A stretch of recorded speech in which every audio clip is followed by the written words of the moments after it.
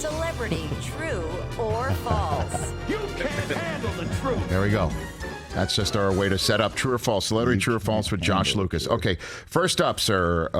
During filming of Sweet Home Alabama, your character's plane illegally landed on Peachtree Lake, and the production company got a $300 ticket because of it.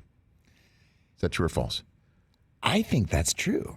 And the weird thing is I know a girl who I was maybe trying to date recently who sent me a photograph of her new boyfriend and her who he owns that plane. So, I was like, wow, you upgraded, huh? Or I guess so.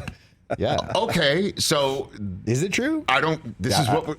I don't know. We're asking you. I'm pretty sure it's true. That it illegally landed in the lake. Absolutely. And they're like, screw it. That we're trying to get all these productions here in Georgia, but $300. It's $300. That's what it is. Disney can handle this. So now I got to follow up. So okay. So you know a young lady who you reached out to with certain intentions.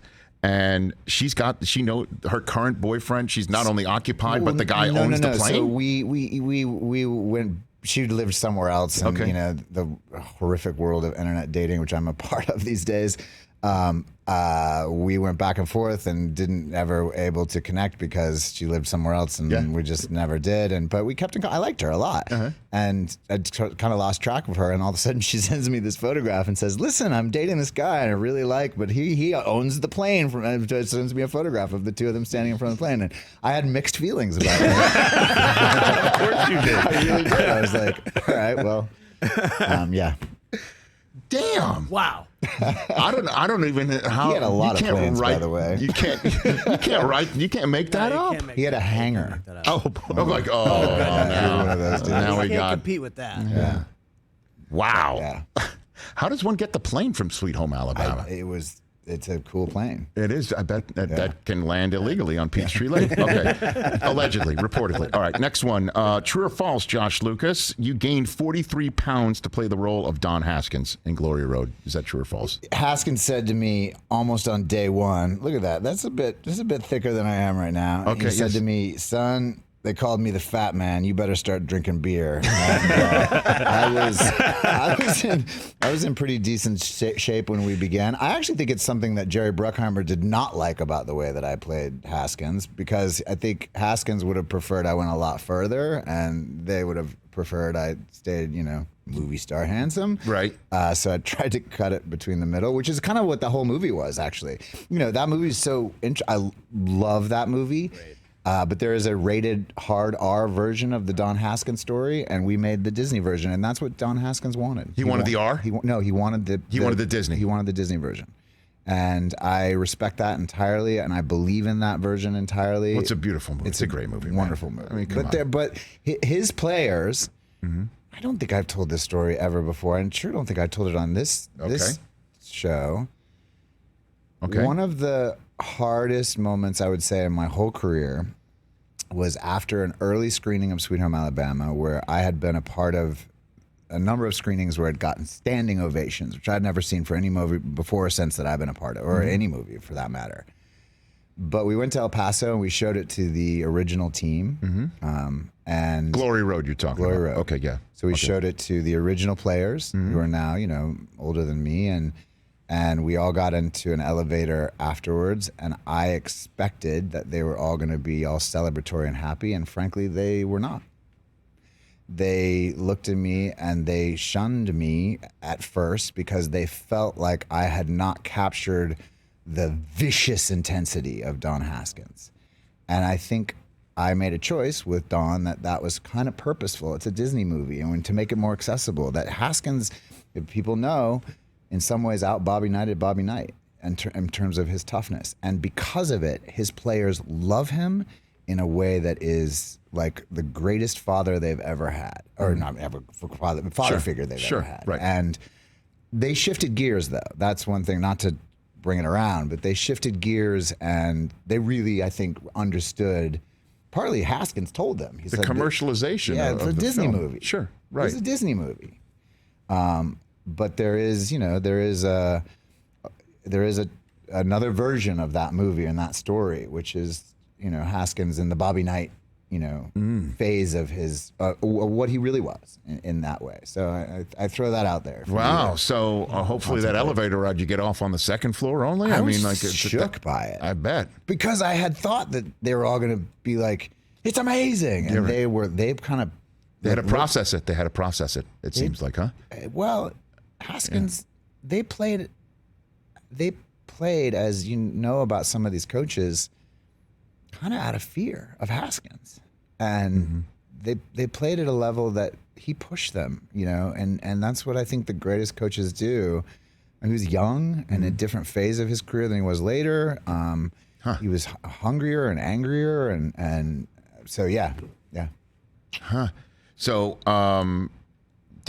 last time, what happened last time? Yeah, Josh, last time you were here a couple of years ago, you told us about getting yelled at by Pat Riley.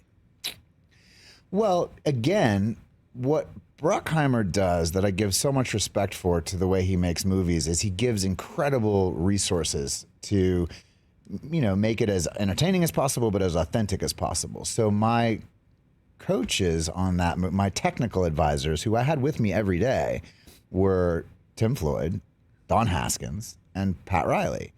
And they would rotate a little bit. Haskins was the most lovely and gentle of the group. We'd go drink tequila and talk and have a nice time together. But Pat Riley and Tim Floyd were on me in the way that a coach is on a player. And I had to sometimes say, guys, I'm acting, I'm not coaching. Get off my back. And it was a fascinating experience. And Bruckheimer really pushes those people. Bruckheimer's very good friends with Pat Riley.